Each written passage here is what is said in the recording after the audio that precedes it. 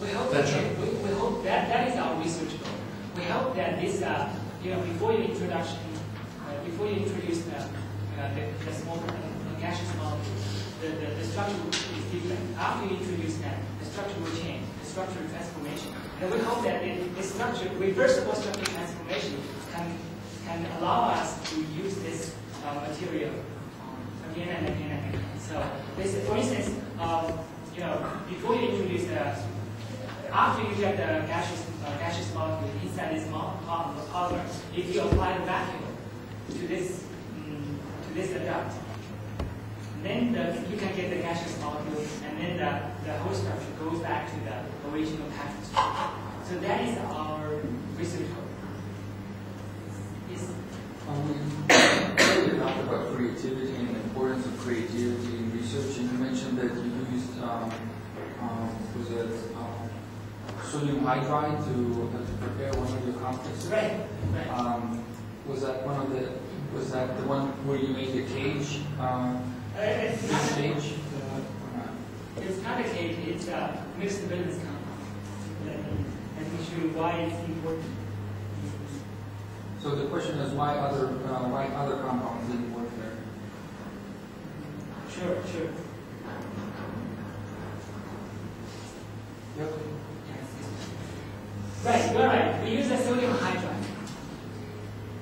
And here, this is the copper tube.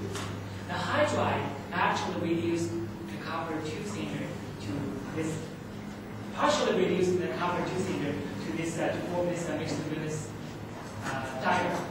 That is the driving force for the formation of this mixed valence problem. If you use other bases, you cannot get this mixed valence compound.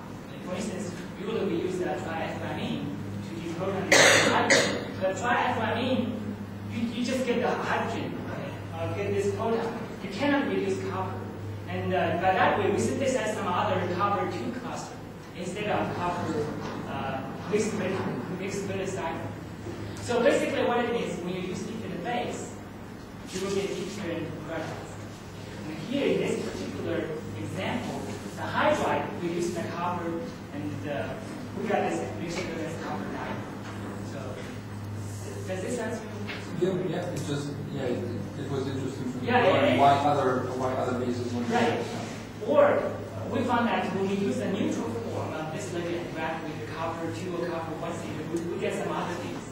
So this is a very interesting ligand system. We get a lot of different chemistry. It depends on what kind of copper you use and what kind of base you use. Or if you don't use base, you can get some other new things. So it's very exciting. How would you characterize that product? For this one, the first thing we did because it's kind of dimeric in form. Yes. Rather than a monomer, how do you know it's dimeric? We solved the crystal structure. So this is the crystal structure. We observed this short distance between the two copper cylinder. Actually, that is part of the evidence was to support this mixed valence diagram because of this short distance, the electron, the single electron is delocalized. If the distance is too big, you probably cannot get this delocalization. And the second part is EPR. And the third part is the third thing is UV base. UV base, there is a very strong side-to-side star transaction. And that is also a very strong evidence for this fully delocalized mixed valence compound. So we need these three things, and we're confident about this the structure and electronic structure of this compound.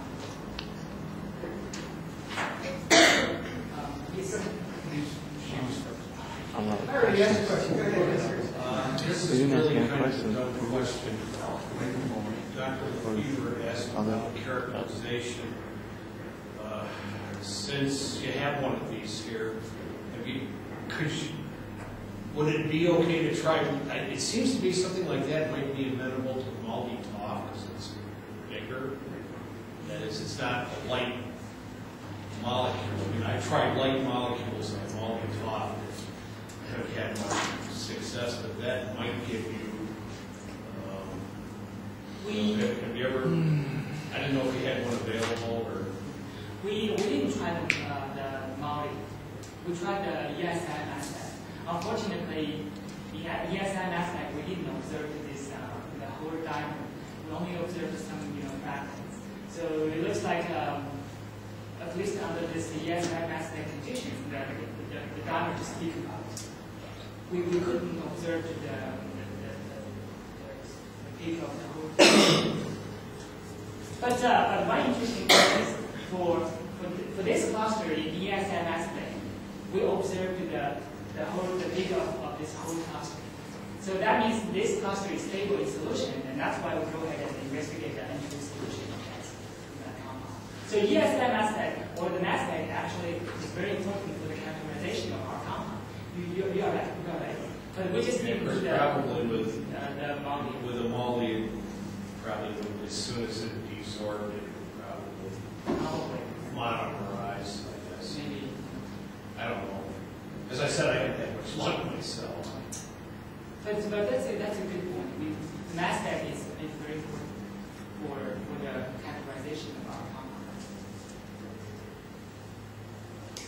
Could you go forward a few more slides to where you showed the DPCP guys with the connecting ligands between them?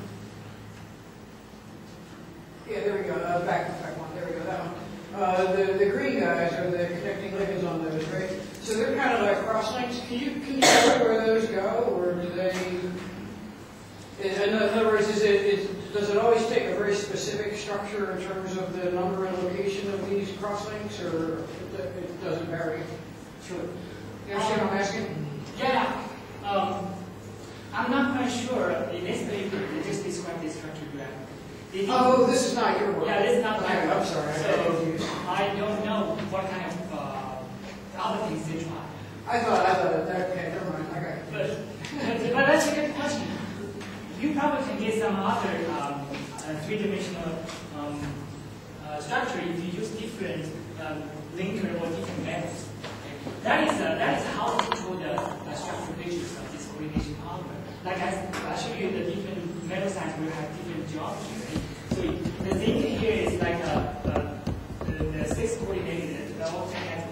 If you use like silver, which differs the major geometry, it might be able to give you some other structure.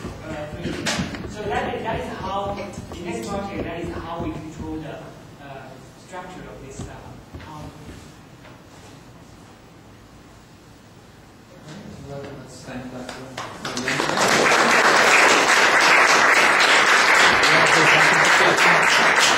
No?